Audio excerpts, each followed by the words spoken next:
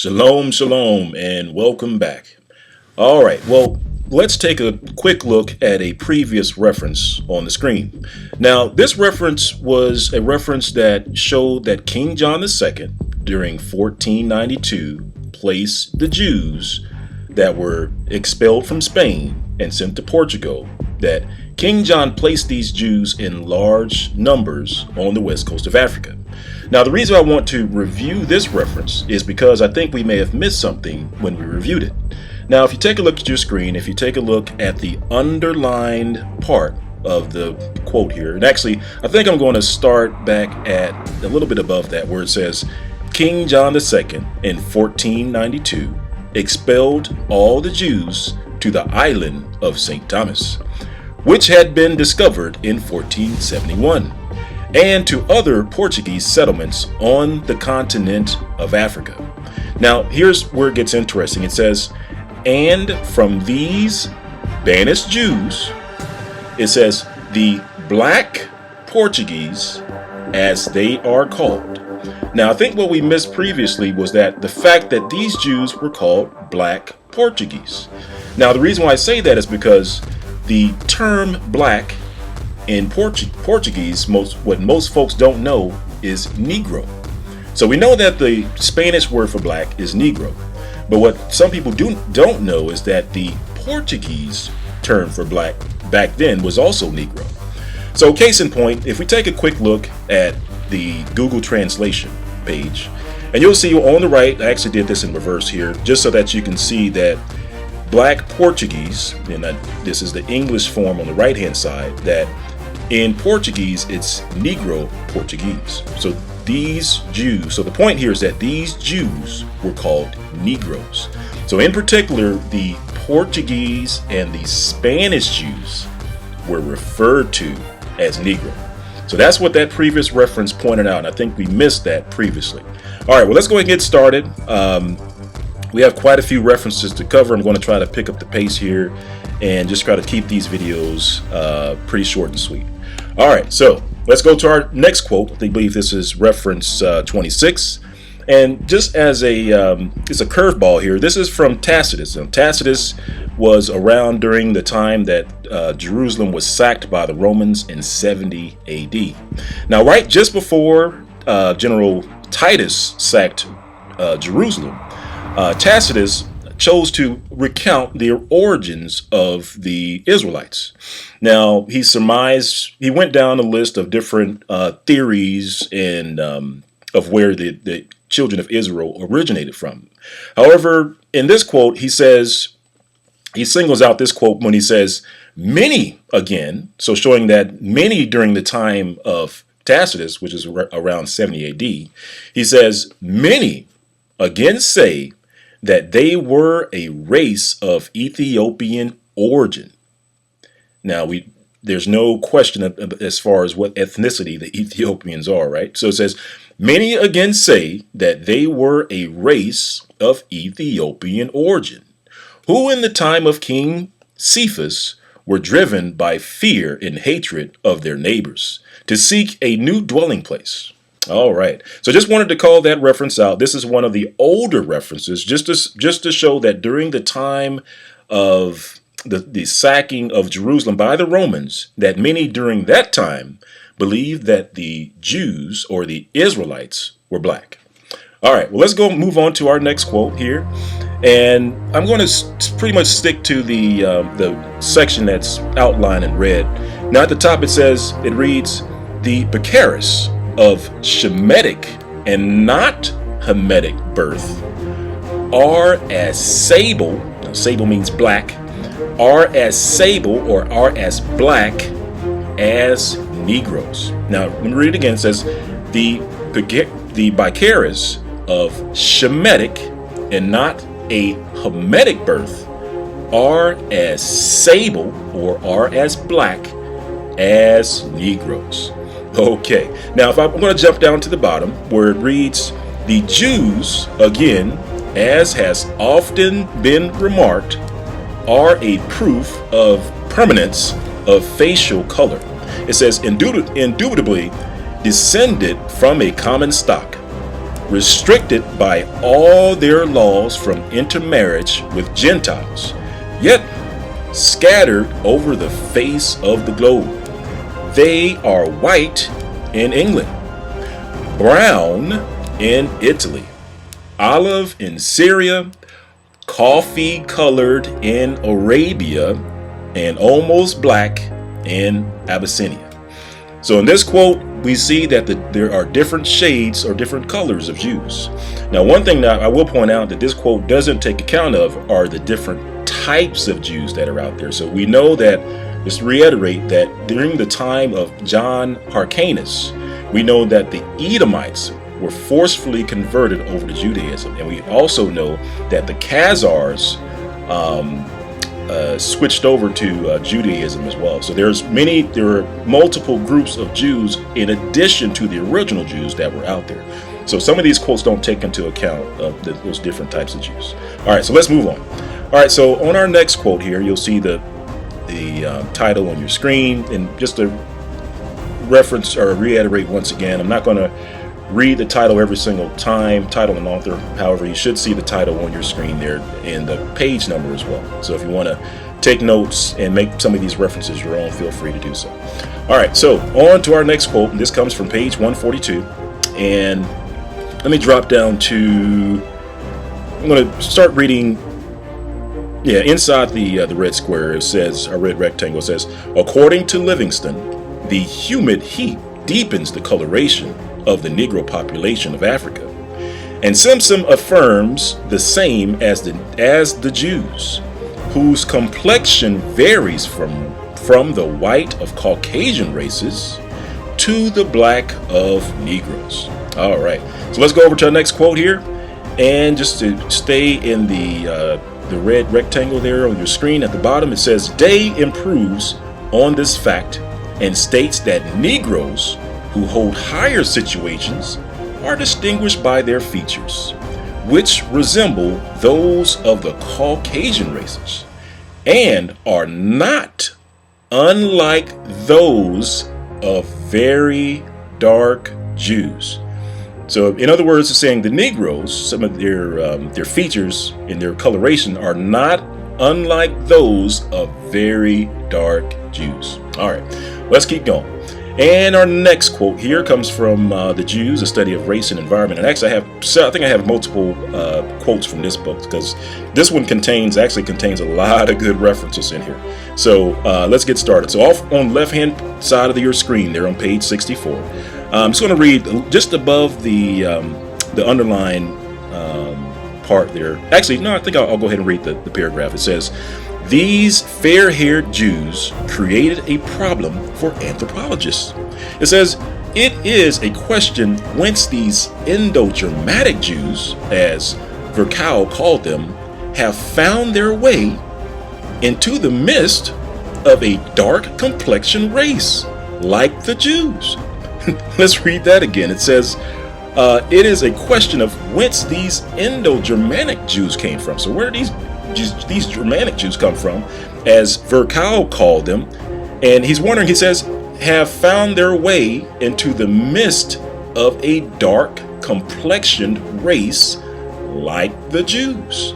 So again, this reference is pointing out that during this time, they understood that the Jews were a dark complexion race. And it was odd when they found other complexions mixed within the Jews.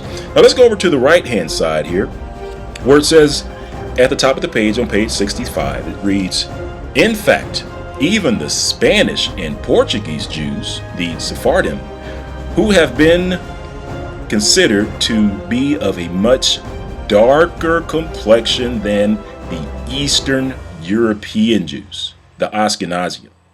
All right, so just including this quote just to show you that there is a difference between the Spanish and Portuguese Jews when compared to the Ashkenazian Jews. So the Spanish and the Portuguese Jews were very dark, where the Ashkenazian Jews were very, very light. And the Ashkenazian Jews were considered European Jews. Okay. All right. So now that we got that one, let's go into our next quote here. Now, at the bottom of the page, let's see if I'm going to read this whole thing here. I'm just trying to cut down some time. And where it's talking about the Sephardi type of Jews. Now, I'm going to go down to where you see the underlying sentence here, where it says, it's talking about the Jews, and it says, in addition to their dark complexion, they are short of stature and either dolichocephalic, and that's just the shape of the skull. Now, this is important here. Sometimes you run across big words and you're not sure what it means, but this is big. So where it says they're dark complexion, and then when it says they're dolichocephalic, that is the shape of the skull. And dolichocephalic, if you don't know, is the shape of the Negro skull. All right. So let's keep going. On to our next quote here on page 120. Now, this is talking about the Jews, and this is an interesting section where it says the Negroid type among Jews is yet to be mentioned. And it says, one occasionally meets with a Jew whose skin is very dark, the hair black and woolly, the head long with a prominent occiput. It says the face is prognathous, the two jaws are projecting in the form of a muzzle. The lips are large, thick, and upturned, and the nose flat, broad, and the wings upturned so that the nostrils can be seen in profile. All right, so he's going into pretty a lot of detail here. It says this Negroid type can be singled out in any large assembly of Jews. They are often mistaken as mulattoes. All right, so I got a surprise for you here. So let's keep reading. Let's jump down to the next section. The next section that's in red, or outlined in red. It says, it is indeed remarkable that this type is met with among Jews who have not come into contact with Negroes for centuries, as for instance the Jews in Eastern Europe. So they're saying that they're amazed or surprised that they find this type of Jew in like the European countries where they haven't intermingled with Negroes. So they're trying to figure out at this point in time, where did they come from, right? So let's keep reading. It says, if I can find my place again, it says, among the Jews in North Africa, Egypt, etc., there are many who look like mulattoes. Now I'm going to pause here. I underline here where it says see figure 106. Now in this book they do have pictures. All right, so let's go and take a look at 106 to see if we see anybody that looks like Negroes in page 106. All right, let's take a look at the young lady on the left. I call her Chiquita. But as you can see, she definitely has Negroid features. Okay, now I'm going to jump back to the other page where we were reading, see if there's any other information to be gleaned out of here. I'm just going to speed read here where it says, but here native populations like the Berbers, the Arabs, etc. have a considerable Negroid fusion. Let me back up here. It says, but here the native population, so the native population like Berbers, Arabs, etc. Now this is talking about North Africa, I believe. It says have a considerable Negroid infusion, and the Jews have probably derived it from the same source. So that's where they're guessing that the Jews who have Negroid features have gotten it from living among the Berbers and the Arabs, etc. So, and then it goes on to say, among the European Jews, no such explanation is tenable. So they're saying that among the European Jews, that explanation doesn't fit because, there's European is mostly white, right? So it says, among the European Jews, no such explanation is tenable unless it be attributed to immigration from Southern Europe and Northern Africa. In fact, many Jews, okay, now pay attention here. It says, in fact, many Jews driven from Spain and Portugal, all right, and scattered among the European Jews, sounds like prophecy, right? It says, may have had some Negroid elements which they obtained intermarriage with the Moors, who are known to have considerable infusion of Negroid blood. So basically, just to kind of recap here, it says that the Jews that were driven from Spain and Portugal, they're saying is that they have some Negroid elements, right? Because they're black and they look like so-called African Americans today, and they're hypothesizing as far as where that came from. But this also just kind of proves our point that the Spanish and the Portuguese Jews were black, and not only were they black, they looked Negroid. So just in case you're on the fence and you're saying, all right, well, they're black, but that doesn't mean that they're Negroid. Well, these references that we're bringing out, proves the point that they were Negroid. Okay. All right. So we've already seen this picture. This is another good one.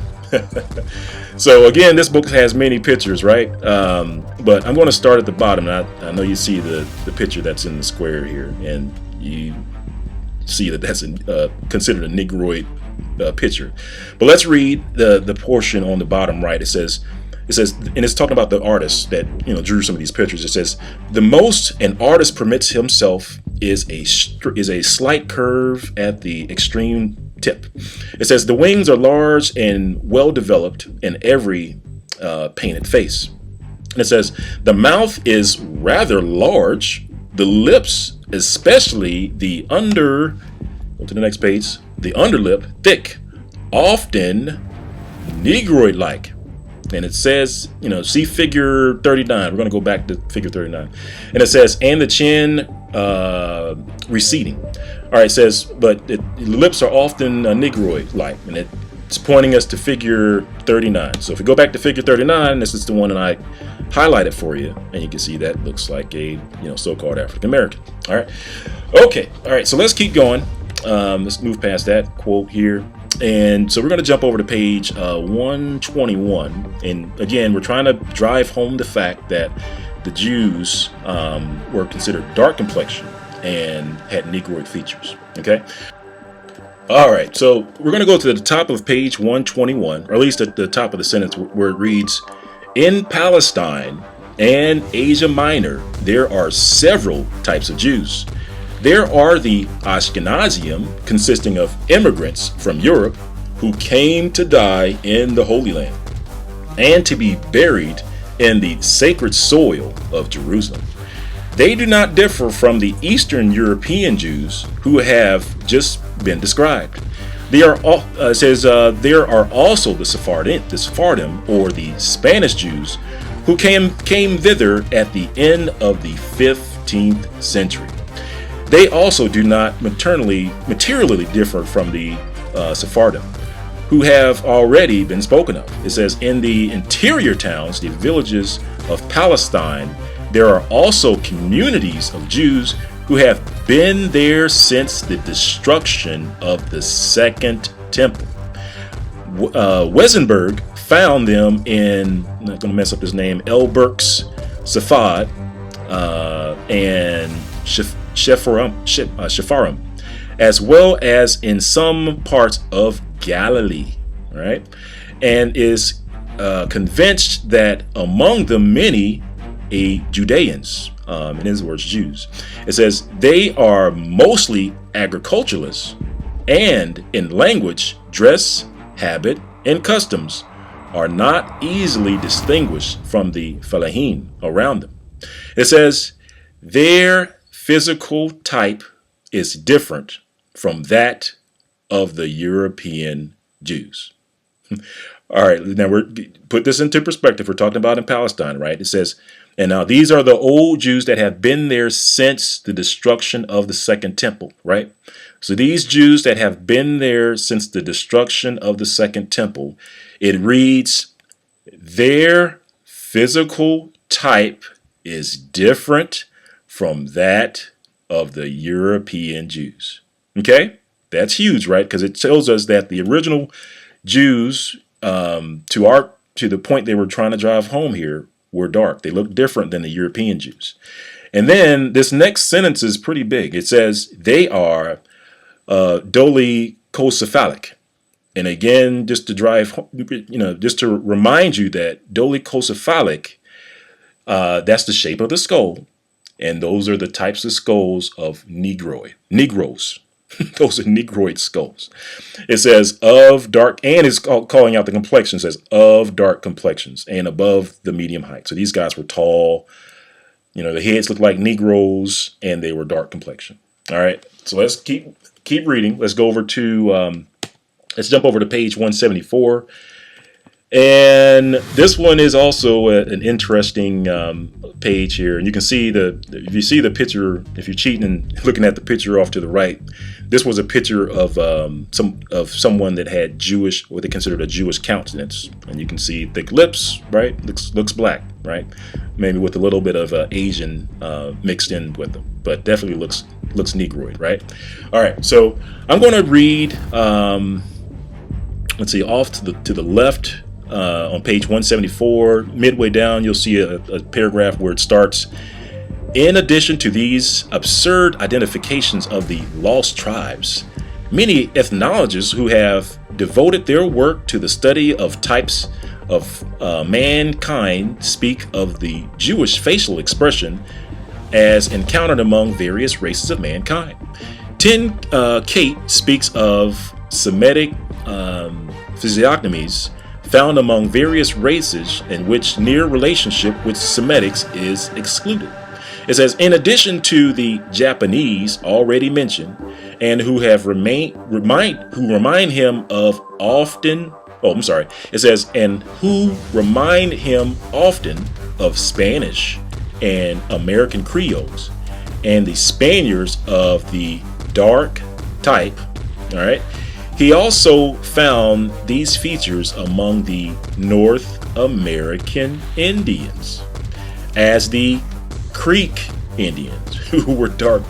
Just to add some additional verbiage here, as the Creek Indians, who were very dark, by the way, and the Choctaws, and among the Indonesian, while among the Papuans, they are repeatedly noted. And it says, Ratzel states that many Negroes in Africa have typically Jewish physiognomies, and the Kafirs. Now, sometimes you're reading and you come across words, and it says, it says something, but you may not realize the impact of the statement. But this is a pretty big statement. Now, Kafirs, just a sidebar here. Kafirs were the name was the name that was given to the slaves that were part of the transatlantic slave trade. Let me say that again. Kafirs was the name that was given to the slaves of the transatlantic slave trade. They were called Kafirs, and the word Kafir means lawless, or those without law. Okay, and we'll speak on that at a different time, but. Basically, he's saying that, it says, Ratzel states that many Negroes in Africa have typically Jewish physiognomies. And the Kafirs, who were the individuals that were in the transatlantic slave trade, the black Africans that were enslaved, he says they looked like Jews. So he's saying that the people in this transatlantic slave trade looked like Jews. So, again, that's a pretty big quote, if you know what you're looking for. All right, so let's go over to our next quote. We're going to jump over to page 149. And in this one, let's see here. It says, let's start with the section in the square on the right. And it says, it states that the Falasher are not the only Jews of Negro race. Bastian speaks of Negro Jews living on the Luango coast in West Africa. It says they are called Muvambu. And we covered that in the previous quote. It says, they are, on the whole, a fair-looking race, says Bastian. It says, they are more serious and restrained than the rest of the Negroes, although in other places they are despised. Here, they take a dominating position, or at least such as to be respected, and partly even feared, because they are rich and have most of the commerce in their hands. This, he says, the same author claims that though they are of Negroid race, still he detected Semitic facial features in their physiognomies. Even in Madagascar, all right, I believe that's on the east coast of Africa. It says a traveler has discovered Jews. It says Sibri mentions that in, not even try to pronounce that word, but it says on the east coast of that island, he met natives who called themselves. Now these are the natives of this island. It said they called themselves Zaphi, Ibrahim, or descendants of Abraham, and who claimed to be altogether Jews. So when he ran into these people and he asked them, who they were, where they came from, they told him, we're Jews. It says, but I could not detect any difference in color. In other words, he's wondering, he's like, they're just as black as the Africans. So he's perplexed, right? Because he's probably thinking about the Eastern European Jews, and again, what this is pointing out is that they look different, right? So it says, but I could not detect any difference in color, features, or dialect between them and the other people of the eastern coast, comments the author. On to our next quote. Let's take a look. I believe this quote is located at the bottom, just to save some time, just to read the underlying part. It says, the color of these Jews are Negro black. All right, and it's talking about the Jews in the Arab of Mocha. So Mocha is a town in Arabia. I'm trying to jump into the top here, but so Mocha is a town in Arabia. And then when it comes to describing these Jews, it says the color of these Jews are Negro black. Okay? All right. So let's keep going on to the next quote. In this quote reads, the Jews who descended from one stock and whose religion has prevailed or prevented their marrying with other people have varied in complexion according to climate. Again, what you'll notice with some of these quotes here is that some of the authors hypothesize that the reason why some Jews are light, or some Jews are white, and some Jews are brown or dark brown has to do with climate. And that's what you see here, where it says, in Britain and Germany, they are white. In France and in Turkey, they are brown. In Spain and Portugal, their color is swarthy or dark brown.